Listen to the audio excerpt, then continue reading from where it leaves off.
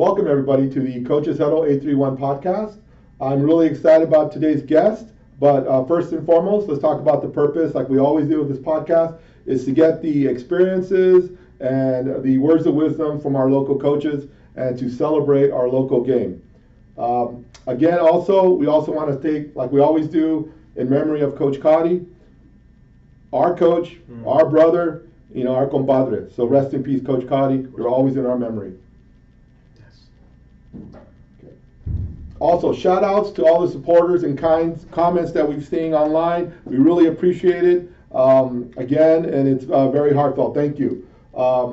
Again, our sole purpose of this podcast is to share and appreciate our community of coaches and their experience. It is a great pleasure to have on the Coaches Huddle 831 the head football coach for the Hartnell College Panthers, Coach Art Berlanga. Welcome, Coach. Thank you, Coach. Not only is Coach Berlanga a coach, he is an educator, a speaker, mental performance coach, and renowned author, and more importantly, a husband and father. He is recognized as a two-time Amazon #1 and international best-selling co-author.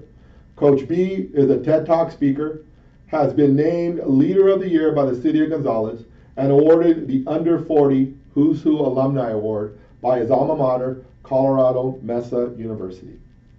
As a football coach, he has received numerous awards, including the U.S. Marine Corps Semper Fi Coach of the Year for Northern California, the KSBW Action News 8 Golden Whistle Award, and both a League Coach of the Year and Monterey County Coach of the Year award. He was also awarded a League and State Coach of the Year award in the state of Colorado. He holds a bachelor's degree in English literature and a master's in kinesiology. Coach B grew up in Soledad. Chole, right, Coach? Hey. And currently resides in Salinas with his amazing wife and their two beautiful children. Coach Berlanga has been coaching football from high school, community college, and four-year university level for 19 years, and is currently entering his second year at Hartnell College. He was also recently appointed as the Director of Student Affairs, Athletic Operations, to add to his title as Hartnell football head coach. Congratulations, Coach. Thank you. Well earned, right? Yes, sir. So, a man of many talents, let's welcome Coach Berlanga to the Coaches Huddle 831 podcast. Welcome, Coach. We are excited to have you on the podcast. Thank you so much, Coach. Privilege to be here, man. No, absolutely. The privilege is all ours, Coach. So we always start off with an outside of football question. Coach, what is something that you're passionate about? Outside of football, I'm very passionate about, I would say, my health. I like when football. You can relate to this, as many other coaches can relate to this. Is football season, man? We get in a worse shape, right? We eat as we have time to eat, and usually when we do eat, it's something that's probably not the best for us, right? Because we're always on the go. So the off season is usually the time I get my butt back into shape. It's the time for me to clean up my eating habits and things like that. So my health is pretty important to me. Definitely during the off season, it's a work in progress, right? You mentioned 19 years of coaching. I still have yet to figure out how to stay in shape during the football season. So it's something I'll continue to grow, an area of growth for me. Also, outside of football, man, I take a lot of pride in my relationship with God, right? The Lord. Amen. And just making sure that I represent Him in a light that brings Him glory, right? That I'm a vessel, I'm His instrument, and He uses me to do His work, right? And I often say football is my calling in life, because it is my calling, man, right? My calling to impact our younger generation, our youth, our young men, and help them understand what life's truly about besides just sports, right? And that's understanding who the Creator is as well, right? So I would have to say those things I'm pretty passionate about. Of course, my family as well, spending time with them, and that comes with a lot of sacrifice, as you know. Every coach knows, right? Sacrifice, and usually the thing we sacrifice first is our family. Yeah, and we kind of had a conversation before that about priorities, right? And as football coach, I'm speaking from personal experience. Football, right? It was always my lead dog, and you kind of forget what else is important, and to lose sight of that. How have you or how are you focused on keeping that balance, Coach? That's a great question. It starts with my partner, right? My life partner, man, my wife, my spouse. Coach at home. You got that right, right? She's the head coach at home. Shout outs to all of our coaches at home, right? And all the coaches know that, right? Yeah. All the coaches know that. So, absolutely, man. She is my accountability partner as well. So when I'm slacking in certain areas, she's not afraid to hurt my feelings. She's not afraid to tell me the truth, right? And that's what we need in our life. People are going to tell us the truth. Yes. And she only makes me better. Everything I've done and accomplished in my life, she has enabled me to do those things, right? Supportive, encouraged, belief. When people didn't believe, even when I doubted my own self, right? She was there to pick me up. So absolutely. Shout outs to Mrs. Coach Berlanga. That's right. First lady, baby. Yeah, there you go. And then you have 2 children, Coach. How does that impact them? Are they involved? Do you include them? Because football is a very exclusive, right? Right. So, but how does that impact your family, Coach? As far as your children, excuse me. Yeah, I mean, my daughter's here right now, right? You can't see her; she's behind the scenes, but she's listening right now in the background.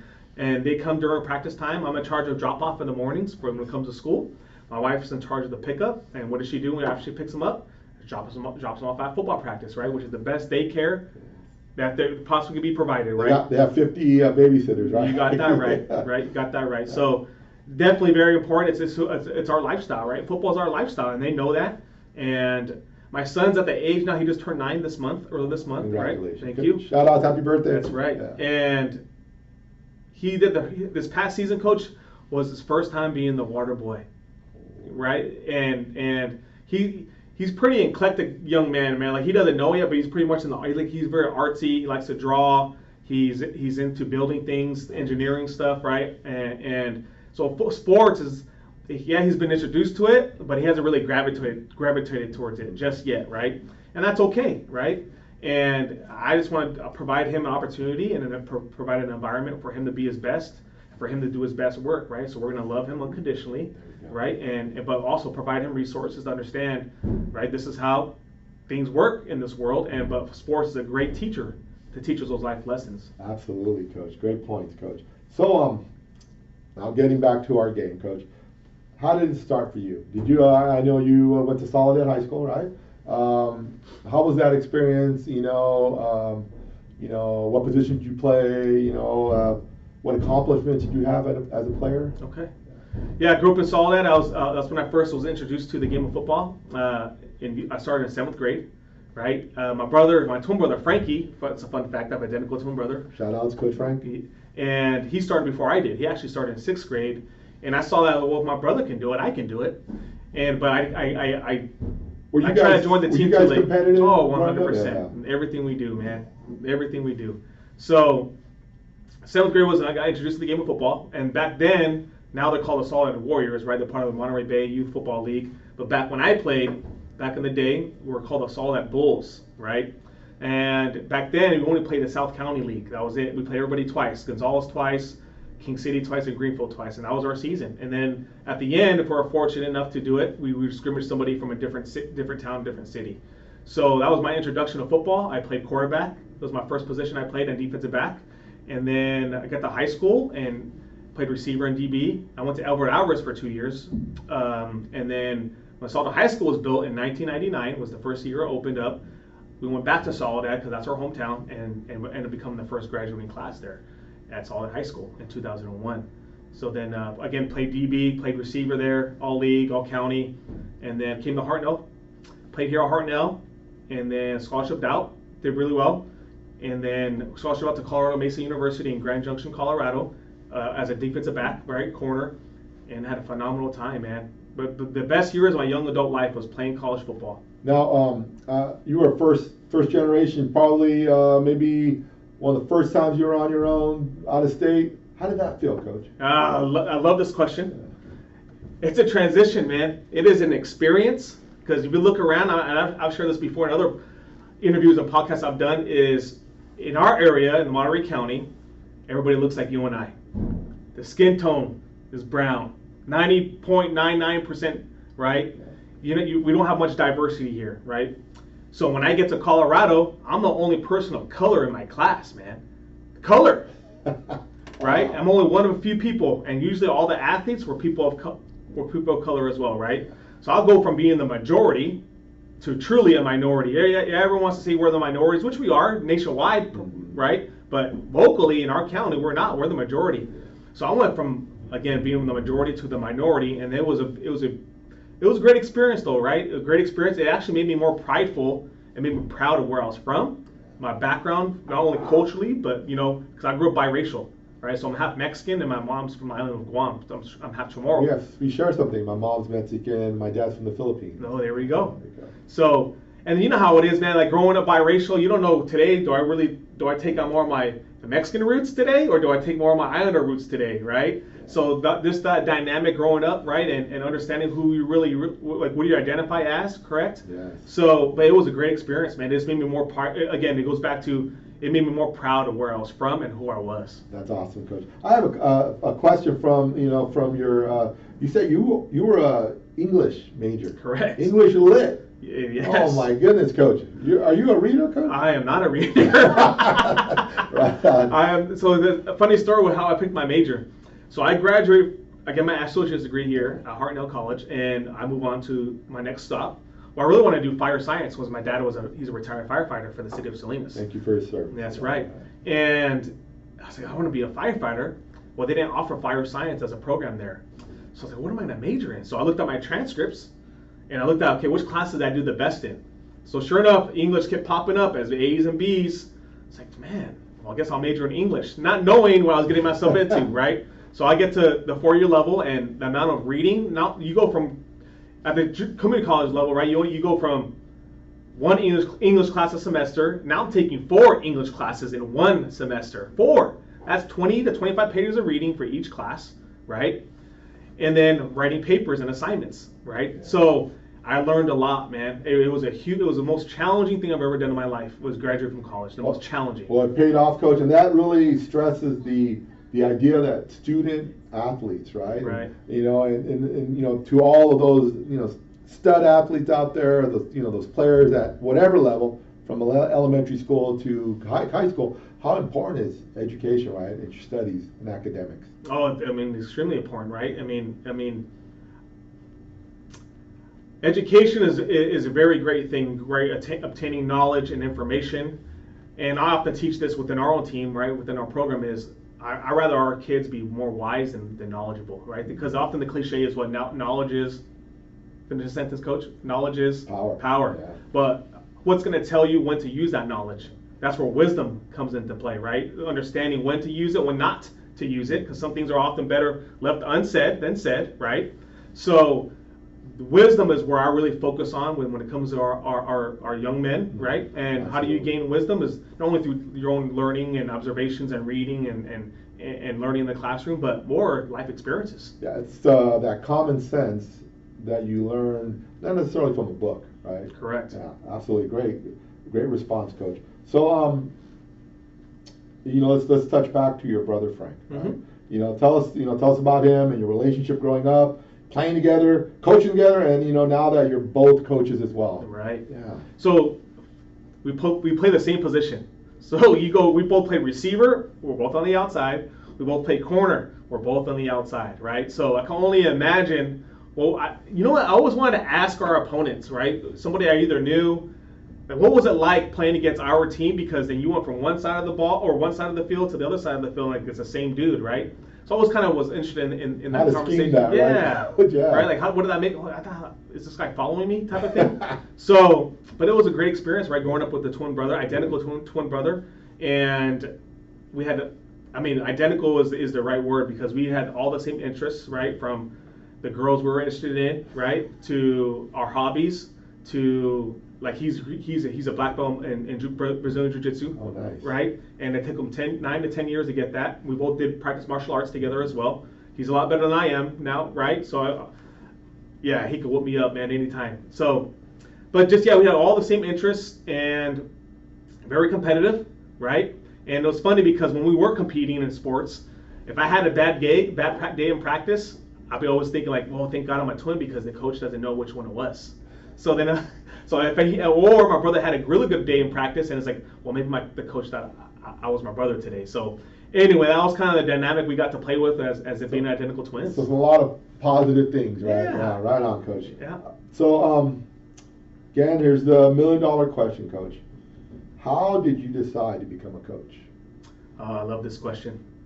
So I remember it was my first year of coaching. I was at Colorado Mason University. My head coach at the time knew I was back in the town because I had to finish my degree. And then he said, since you're back in the town, would you like to coach? I said, absolutely. We'll pay for school. I was like, okay. And I remember the first day, Coach. I remember the practice. I remember the practice script. Gosh, is that a problem? No. Oh, okay. No. I remember the practice script. I remember going to the water station to get some water in between periods. And I remember looking around and reflecting, like, man, this is what I was made to do. And the reason why I felt that way is because I was giving everything I've learned through my playing experiences. I was giving it back to somebody else, but not only giving it back to somebody else, but seeing them utilize the teachings, right, and be successful in that area. That's when it was like, man, this is very fulfilling. Yeah, that moment, like, hey, I might be good at this, right? Yeah. Yeah. Right on, Coach. Right on. So, let's talk about some of your mentors and influences, Coach. How important are they? Or who are they, and how important are they to you as a coach?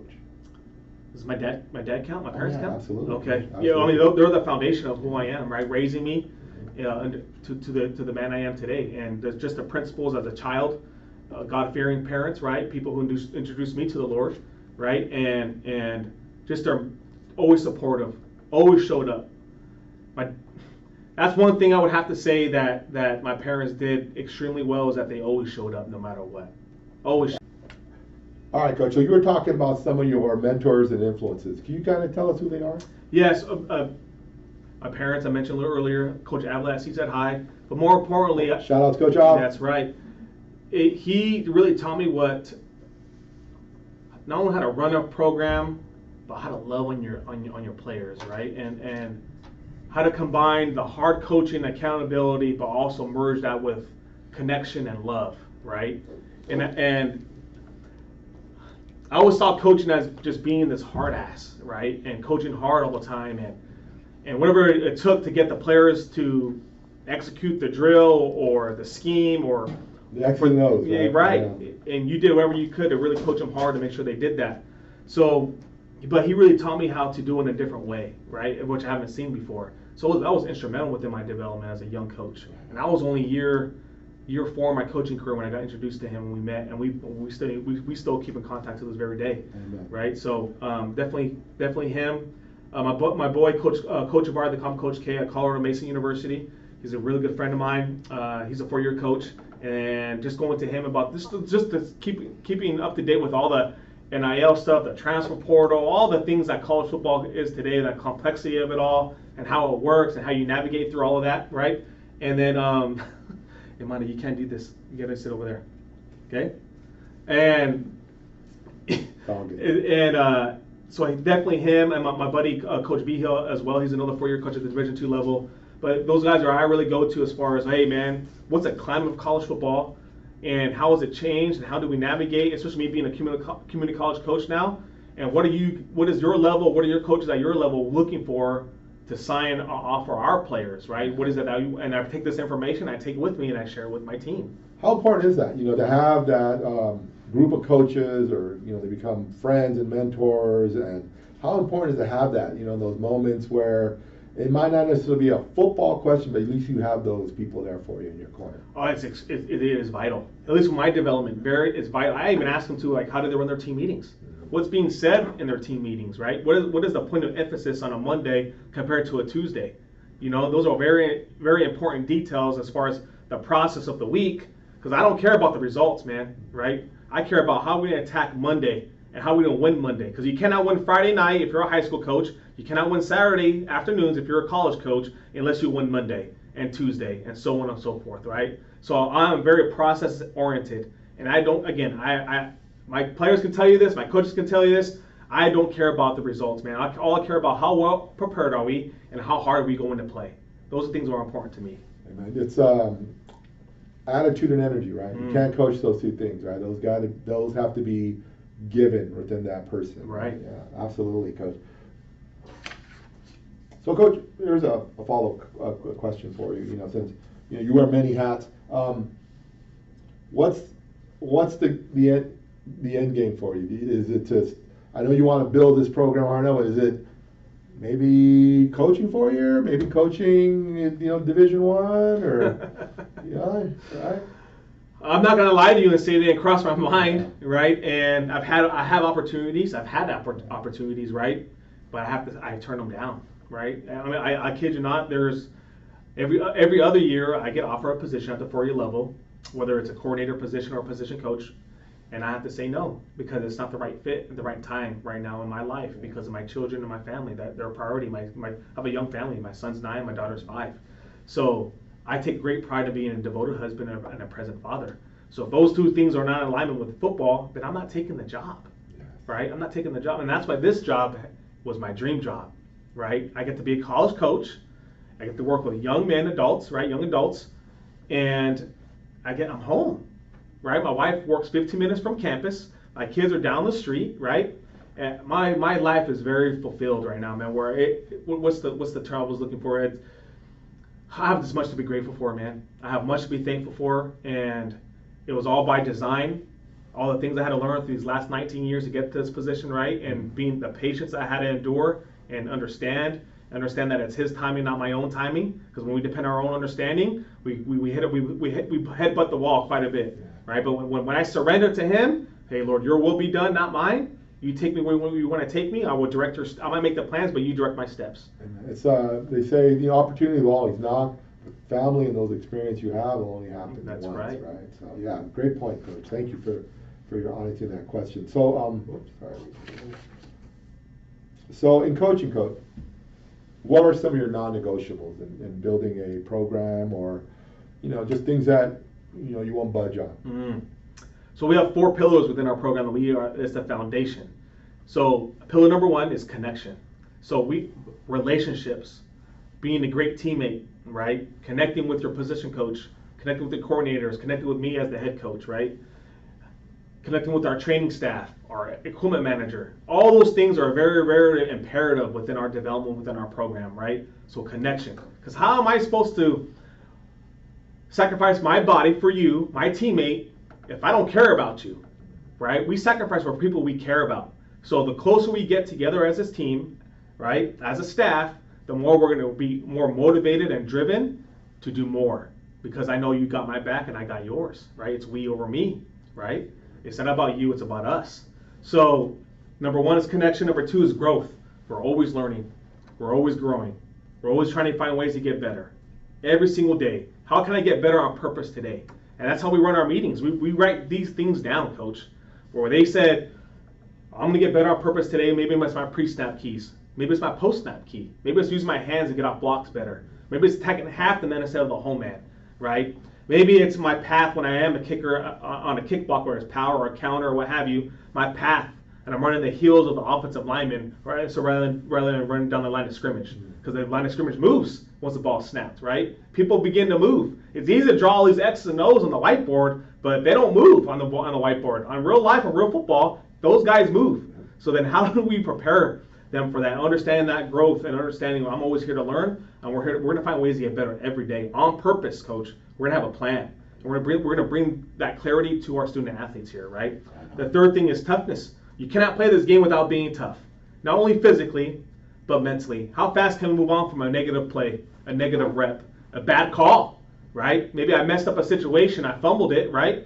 And how can I move on and not allow that error in judgment affect the next series or affect the next play or affect the next game, right? So understanding how to reset yourself mentally, which we take great pride in here, right? We do that very intentionally. We give them these, you mentioned earlier, I'm a certified mental performance coach.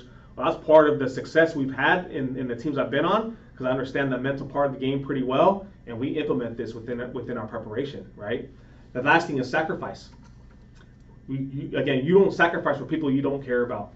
You sacrifice for people you do care about. And football is a sacrifice game, is it not? Sacrificing your body every single snap, every single play, right? And that's why since it's recent, the national championship game, right? Indiana versus Miami, and who sacrificed their body at the 1 yard line as they dove into the end zone, a quarterback draw, right?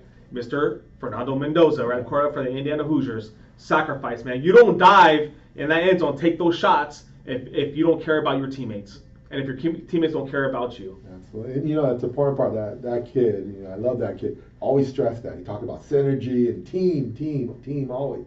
And a lot of people, and we'll talk about that later about these, these try-hard type of personalities, and he embodied that, right? Oh yeah. And for certain people that might be a little different, but I love those players, right? Give me 50 guys like that, oof, right? Do something special. Thank you, and like he did, right? Oh yeah. So let's talk about some tangibles, right? So what do you need in order to build a program? It seems like your philosophy is really relationship driven, right? And I appreciate that, and I like that. But in building your program, what's the type of personnel or attitude or just let's talk about attitude and personnel that you look for. So first things first is you cannot build a program without surrounding yourself with good men. Good men who are going to buy into the vision, buy into the philosophy, and go on this mission with you, right? So every single stop I've been at, because I've had some stops along the way, and every single time I've been a head coach, man, I have been blessed with exceptional men who go on mission with me, who, man, they just work hard, they buy in, and I'm a reflection of them, and they're a reflection of me, right? But understanding who you surround yourself with is very, very big, very, very big. So I'll have to say, definitely, as from a coaching staff perspective, you're only as strong as your staff, man. Only as strong as your staff. Shout outs all the Hartnell coaches out there, man, as well, doing a great job, and all the other coaches. So again, here's the other question: what are some of your challenges, Coach? As far as building the program? Yeah, or in general, just in a program that's the day to day or year to year. What are some of your challenges? Yeah, I would have to say, it's like the number one challenge this season, since it's more recent, is when you experience some tough games, when you experience some tough losses, right? People love to use the C word, culture. What is the culture of the team, right? And I learned this. The culture of the team is, what does your team look like at its worst, right? And we experienced some lopsided losses this year, right? Some lopsided ones. So then that's the culture of your team. What does your team look like on that Monday in a team meeting or at practice? What kind of attitude they bring into practice? Do they want to be there? What's the energy like? Are they still preparing like if they're going to prepare if they're 4-0 compared to 0-4 or 1-3, right? So to me, that's the most challenging thing, is to establish a culture when you're not being successful when it comes to the scoreboard, but then you can't even tell if you're 4-0 or 0-4 by how we practice and how we prepare. And now I have to say, that was a huge win for us this season, where I had plenty of people, because it's community college, where public uses the track, right, and they watch us practice. We got alumni who come into our stands and watch us practice. And it's one of the things I heard over and over again when we're struggling midway through the season, is that, man, Coach, you can't even tell that you guys just lost 6 out of the last 7 games, right? And that's what happened. That was a reality for us, right? We started off 1-0, and when we hit some lumps, man, we took our bruises, right? And we finished strong. But it's not about how you start; it's about how you finish. Yep. And we had a strong finish, right, to the season. So it's the it's all the sayings, right? You got like in this society where everything we want now, it's trust the process, right? No, you know what? Trust the process.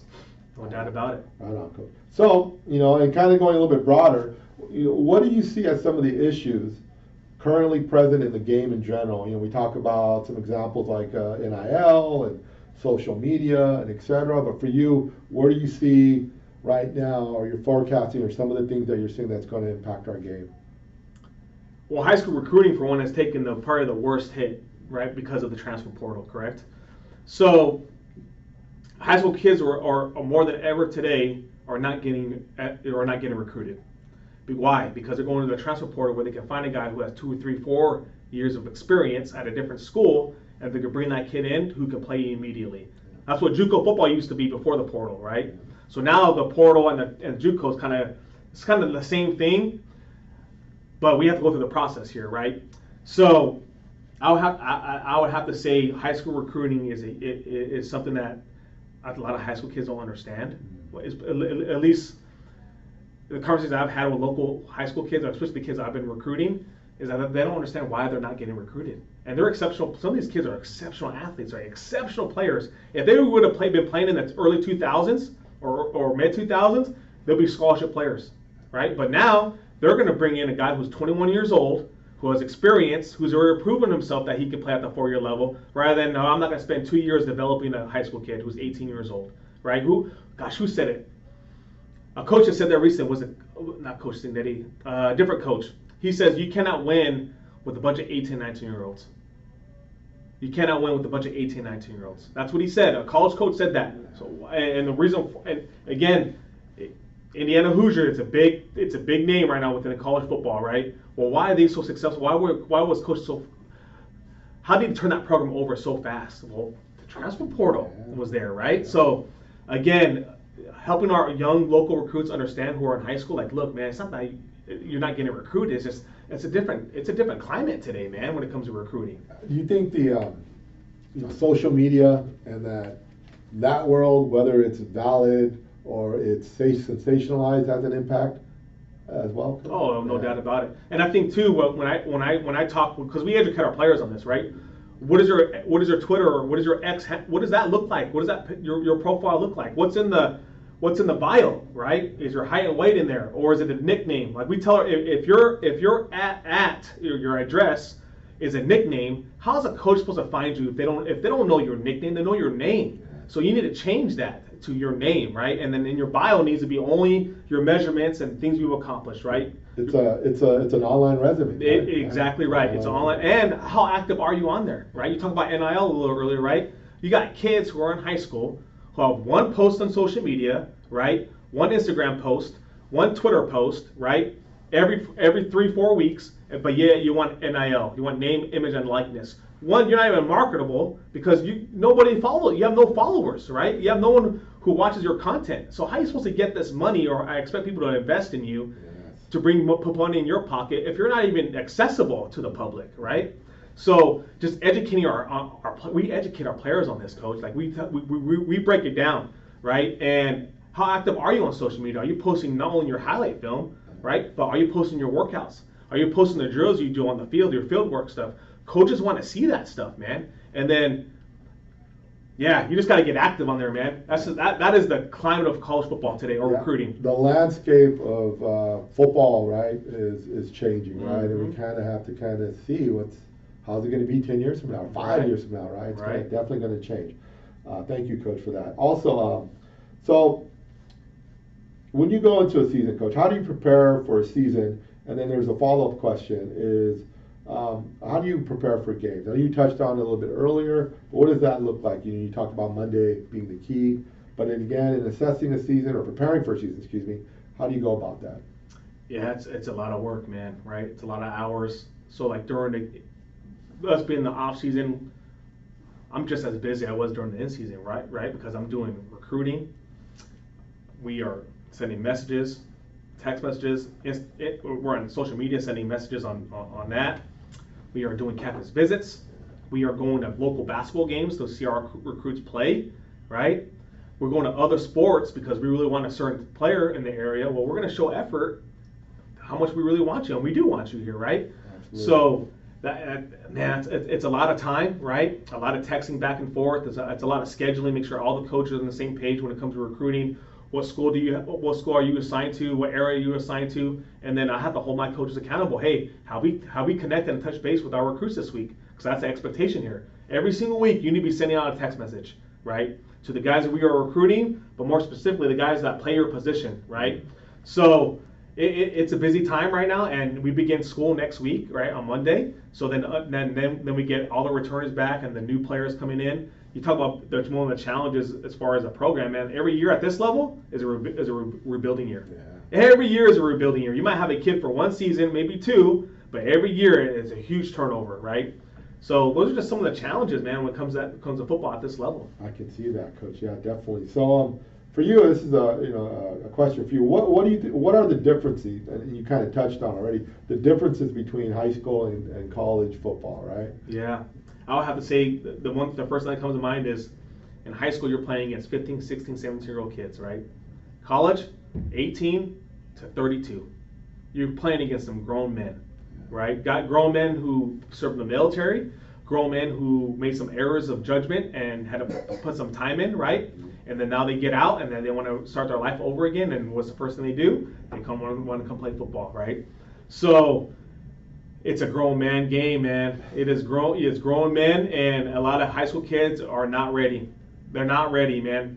Physically, right? They're not ready. They think they are, but they're far from. You think right? it's a physical and cultural shock? Oh, no doubt about it. They have the strength, the size, and then now at this level, some of these guys breed and love. They truly love football, and that's one of the things I always tell our recruits when they come here to take our campus tour and visits. Is how do you love football? Okay, I love football, coach. Okay, well, what do you love about football? And then two, why do you play football? So if your why is not strong enough, the early mornings, the days you are sore, the days when you're not getting as much playing time or reps as you would like, how are you going to push through those hard days? Because they're coming for every single one of us. So if your why is not strong enough, you're not going to push through the hard. You're not. You're going to find excuses. So your why has to be bigger than the excuses. Yeah, and then to include also being a student athlete and even maybe about working or even family, right? So definitely, I definitely agree with you for that, Coach. So I have a couple of final questions, Coach. For our listeners who might want to contact you, Coach, how could they? Usually social media is I have a pretty strong presence on social media. So they can send me a message. I have a public profile, right? So they can easily have access to me. My handle is at Coach A. Berlanga. So at Coach A. Berlanga. And that's both for X and Instagram. Yep. And I'll definitely post it on the feedback on the video on YouTube. All right, Coach. Here's my question for you, Coach. Yeah. So I've been listening to a lot of your videos that you've posted on Instagram and on Facebook, even for us old timers that still use Facebook. That's right. Totally, I've enjoyed them when you're talking to your players and you're engaging them and you're building that relationship with them. And at heart, your focus is more on building men of character beyond football, right? You talk about the fathers and the employees and the citizens, right? And I think those are great points. Because football is that byproduct for life. At least it goes beyond it. Some of the lessons that you learn. And I love several of your quotes and words of wisdom. But some of my favorites, I have two of them, Coach. You mentioned about and again we talked about Fernando Mendoza, and I think he epitomizes this about the try-hard personalities and how a lot of people and players might look negatively on them. Can you explain what that means, Coach? So I was a high school coach for many years. I was an educator at the high school level as well. And you see this more with that age group than you actually do here at this level. Is you get made fun of, you get discouraged from doing your best, right? They call you a try-hard. I don't know if they still use that slang term today or not. Rah-rah guys. Right? Yeah. So but they used to, when I was at the high school level, they would use the term or the phrase, man, you're a try-hard, right? Well, what's wrong with trying hard? It should be the other way around, right? You should be getting made fun of for not trying hard, right? So why is that our society today within our young adults or our young people, right? Our teenagers, is that when you try something hard, that it's frowned upon. It should be the other way around, man, right? Yeah. It should be the other way around. So I don't know why that dynamic is. I remember growing up too, it was kind of like that as well, right? When you commit to something and you may get made fun of. Hey, you got to go to bed early, right? Because I used to get made fun of when I was a teenager for going to bed by 9 o'clock because I had to be up early in the morning to go work out before school at 5 o'clock in the morning. You know what I mean? But then you wonder why I am where I am in my life, right? That structure, that discipline, the focus, right? The clarity that I have for my life. It doesn't happen by accident, right? Hard work, man. So they talk about long-term benefit, short-term sacrifice, right? You gotta sacrifice all the self-gratification thing, and there's the opposite: short-term gratification but long-term consequence, right? And it's that balance, and it's that really that instant gratification or not being able to see the bigger picture, right, or the long game, so to speak, right, Coach? Right. Yeah, definitely. And then another thing, I was watching one of your videos, and one of your players, I think it was Adam Schaefer, right, one of your quarterbacks, and he gave a really sincere experience, and he talks about, again, about culture change, but that for him, that the experience playing here at Hartnell made him love the game again, right? You know, and I think that's important at whatever age, right? You gotta love the game, and I think as a coach, those are important. How did it make you feel hearing one of your players say that you brought it brought joy back for him, in playing this game that he's probably played most of his life? Right. I think that's the ultimate compliment, man, that your players can give you as a coach. I really do. It's something that, because I know what it's like, man. I remember having coaches who made me fall out of love with the sport that I really loved and enjoyed, right? Where it brought peace to my life, but now it's bringing me anxiety and frustration to my life because of one person, right? So I've been on the other side, and that's why one of my strengths as a coach is empathy, because I really understand, and I make an effort to connect with them on a relational standpoint, but also, man, I've been where you've been. I've experienced what you experienced, maybe not to the same degree, but I have a little bit of an idea, right? So, but I think that's an ultimate compliment, man, from hearing that from a player, right? That you made his experience great and memorable. That's what we want. That's what we all want, That's right? what we Hopefully, want. as coaches. So, Coach, last and final thought or quote that you want to leave with our listeners. Last final quote or thought. My favorite book, it reads, "To whom much is given, much is required." And the reason why that quote's so important to me and I kind of gravitate towards it is because when I meet my maker, when my time here on this earth is over with, right, and I meet our creator, he's going to ask every single one of us, what did you do with those I entrusted you with, right? So what did you do with the children I give you? Because the Bible says children are the gift from the Lord, right? So what did you do with those I entrusted you with? What did you do with those I put in your presence, in your care, if you're an educator or a coach or a manager or any type of leader? Where people are under your leadership, I entrusted you with these people, so what did you do with the flock I gave you, right? And do they represent who I am, and do I get the glory? So he's going to ask me these questions, man. So that's why I take what I do very, very seriously, man, right? Again, this is a calling on my life where he's given me much. Now it's a requirement of me to give that back. Awesome, Coach. Thank you for that. So I'd like to thank, again, Coach, for joining us on the Coach's Huddle 831 podcast. It is a great pleasure, Coach. Thank you. Pleasure. Also, I want to thank all of you for joining us, and don't forget to support all of our local sports programs, from elementary school to the college kids, right? And I know they would all appreciate the love. Again, thank you all. Again, don't forget to follow. Again, last time, Coach Berlanga, thank you so much. Thank you very much. Thank you. Awesome, Coach. Awesome. Beautiful.